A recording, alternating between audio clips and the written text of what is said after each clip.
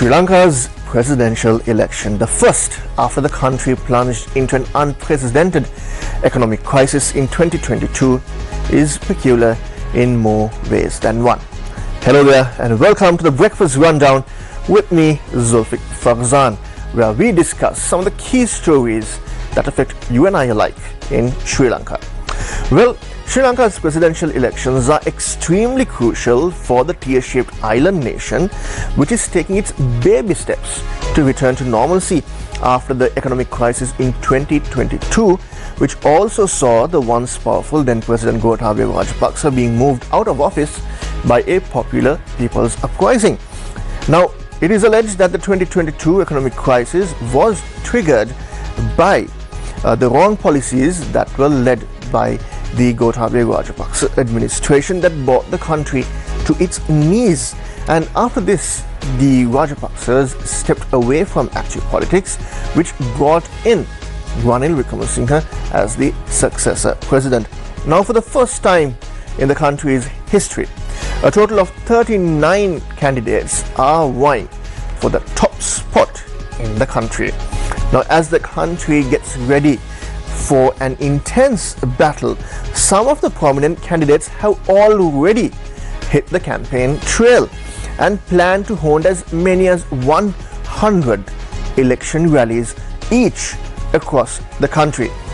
Now, the Sri Lankan presidential election is set to take place on the 21st of September. Now, last week we saw nomination day, the 15th of August, where 39 presidential hopefuls submitted their nomination papers to the Election Commission of Sri Lanka to run for the post of Executive President of Sri Lanka.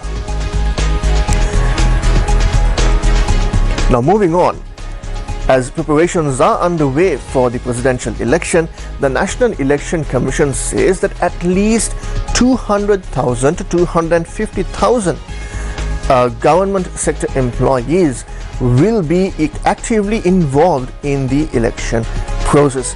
Now, Elections Commissioner General Saman Sriratnayaka confirmed that voting will take place this time around across 13,000 polling centers.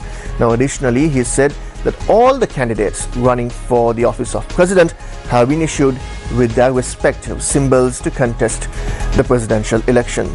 Now, as we gear up for the presidential elections, the number of complaints related to the presidential election are also on the rise.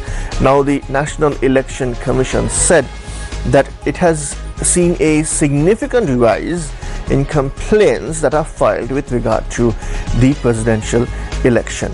Now, that figure stands at 566. Now, these complaints were received between the 31st of July and August 17th. In a 24-hour window during the weekend, 47 complaints had been filed. Now, these complaints came from 4:30 p.m. on Friday to 4:30 p.m. on Saturday. Of those complaints, 39 are specifically related to the violation of election laws.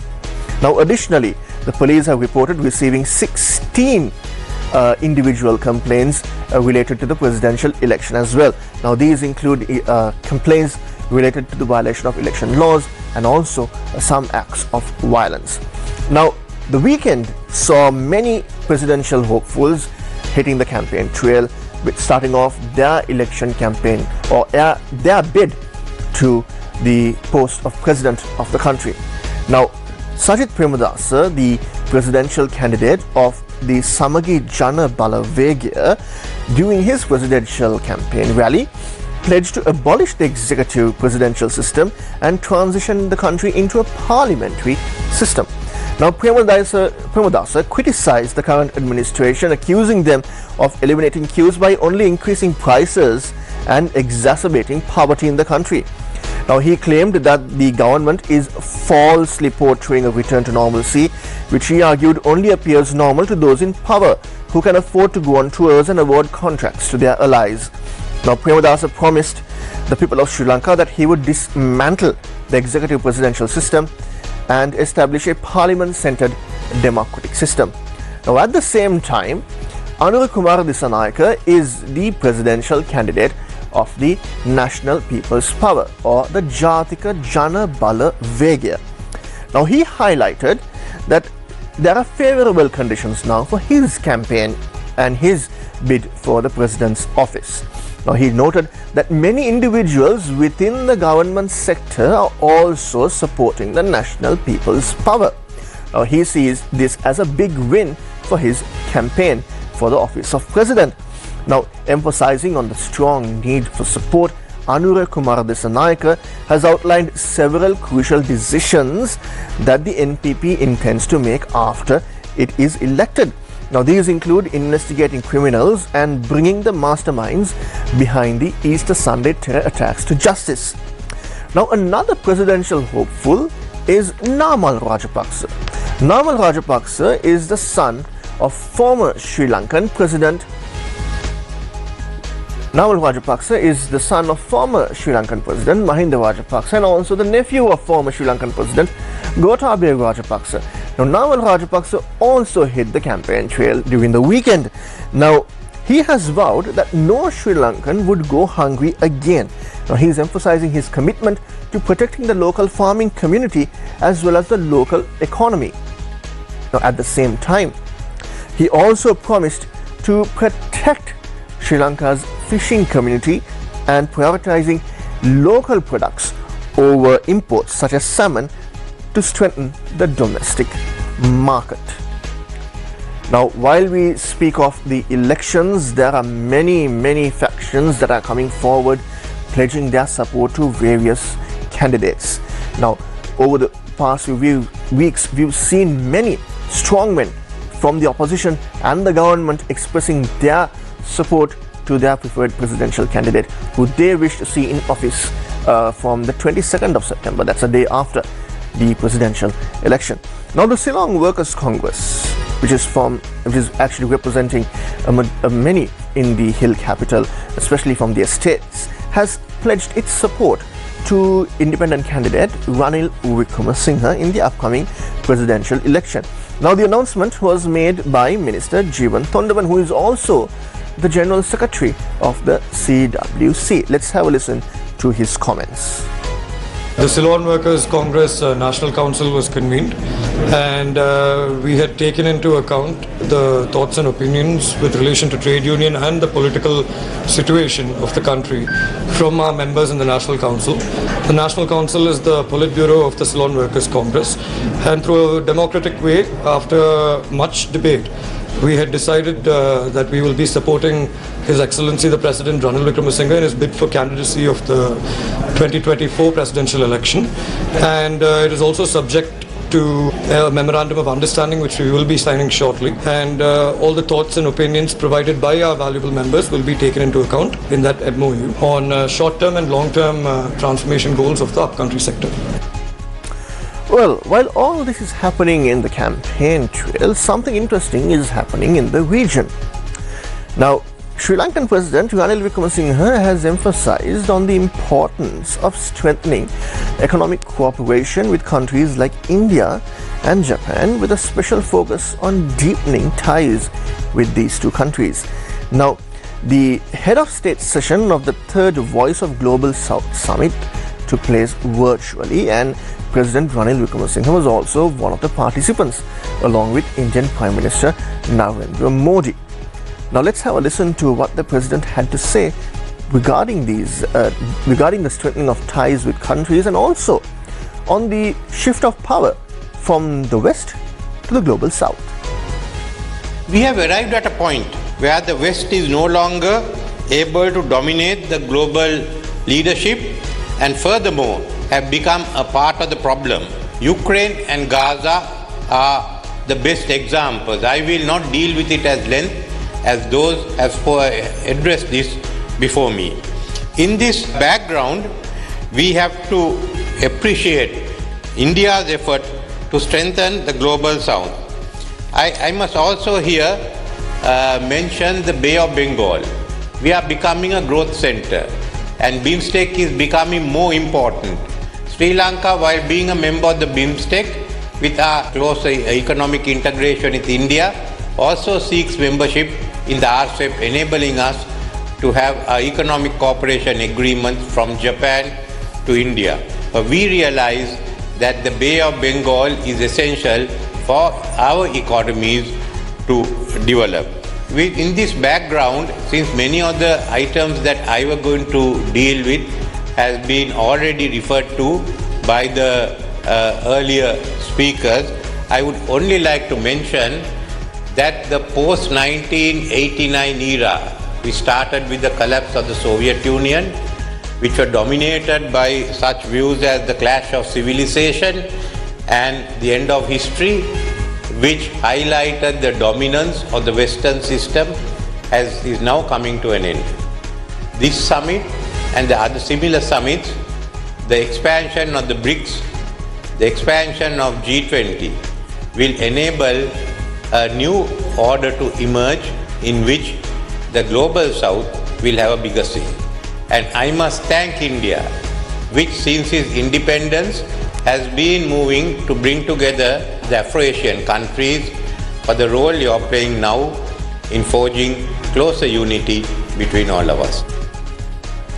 Now, one of the countries that supported Sri Lanka during the economic crisis in 2022 is India. Now, India extended various forms of support to Sri Lanka to come out of the economic crisis. Now, that point of India's support has also been raised at multiple fora across the presidential election campaign trail. Now, as we mentioned earlier, a total of 39 presidential hopefuls are expecting to run for the highest office of Sri Lanka. Now, among them are the president, who is running as an independent candidate, the leader of the opposition, Samagi Janabalawegaya candidate Sajith Premadasa, National People's Power or Jatika Janabalawegaya candidate Anura Kumar Dissanayaka, then former Justice Minister Dr. Vijayadasa Rajapaksa, as well as various others. Totaling 39 presidential hopefuls are expected to run for the highest office of the country. Now, at the same time, the campaign trail has also kicked off, with most of the candidates kicking off their campaign trail during the weekend and promising to bring reforms to the country, while the ruling faction is also pledging that they want to keep up the momentum of the economic progress or the recovery that has already been achieved in the country. Now, moving on. Acting Assistant Secretary of State for Oceans and International Environmental and Scientific Affairs of the United States of America, Jennifer R. Littlejohn, is expected to arrive in Sri Lanka today. Now, in Sri Lanka, she'll be here from the 19th of August to the 21st. She will meet with government officials and various partners with US-supported wildlife protection projects and explore opportunities for connecting Sri Lankans with US experts in priority areas such as hydrography and climate change. Now, who is Jennifer R. Littlejohn? Let me tell you. Jennifer R. Littlejohn is a career member of the Senior Foreign Service of the United States of America and serves as an acting Assistant Secretary in the Bureau of Oceans and International Environment and Scientific Affairs, where she most recently served as Principal Deputy Assistant Secretary. Now, after concluding her visit in Sri Lanka on the 21st, Littlejohn will be in India from 21st to the 28th. And she will also engage with government officials over there, collaborating on various scientific research, space exploration, combating wildlife trafficking, and in Chennai will support a river restoration project in India. Now, she is expected to arrive in the country later today. Now, at the same time, now you might know that Sri Lanka has a perennial issue of the human-elephant conflict. Lives are lost on both sides, from the human side and also from the wild elephant side. Now, various measures were adopted over the past few decades to somehow combat the threat of wild elephants or encroachments of wild elephants into villages and settlements. But yet, the problem is never solved. It continues to grow. Some of these efforts are setting up trenches, electrical fences, and other traditional methods. But the attacks on wild elephants and the attacks on humans continues. Now, the Department of Wildlife Conservation has launched a comprehensive wild elephant survey, the first of its kind in 13 years. Now, this survey commenced on Saturday and is set to continue today as well, and will gather crucial data on the elephant population across Sri Lanka. Now, the survey involves around 3,130 observation posts and a mammoth number of 7,300 personnel engaged in this crucial process. Now, this is a collaborative effort between the Department of Wildlife Conservation, the National Zoological Parks Department, the Forest Conservation Department, and the Armed Forces, as well as university students. Now, data is being collected for this under various categories, including the number of female elephants, the number of male elephants, and other classifications. Now, this research is expected to provide crucial data with regard to the elephant population in Sri Lanka, as well as movement patterns and also diet patterns of the wild elephants, mainly due to the changes in the environment, which is attributed to climate change as well. Now, over the past few days, including the weekend, you experienced some heavy downpour across many areas in the country. Now, the Met Department is warning that showers or thunder showers may take place in the western, Sabaragamu's southern, northwestern provinces, as well as Kandy and Nora Elia districts. Now, the Met Department is also warning that heavy showers of more than 75 millimeters of rain is to be expected in some of the parts of the country. Now, strong winds of 30 to 40 kilometers per hour are expected on the western slopes of the Central Hills and in the northern, north central and northwestern province, as well as in the Hambantota district. Now, every day we give you warnings with regard to the weather, and this warning comes with the warning on lightning related activities. So stay indoors during a heavy downpour when there is lightning, and unplug all those electrical appliances so you keep yourself and your family and property also safe. And that brings an end to this morning's edition of the Breakfast Rundown with me, Zulfick Farzan. I'll meet you again tomorrow, same time, same place, with more details on the very latest.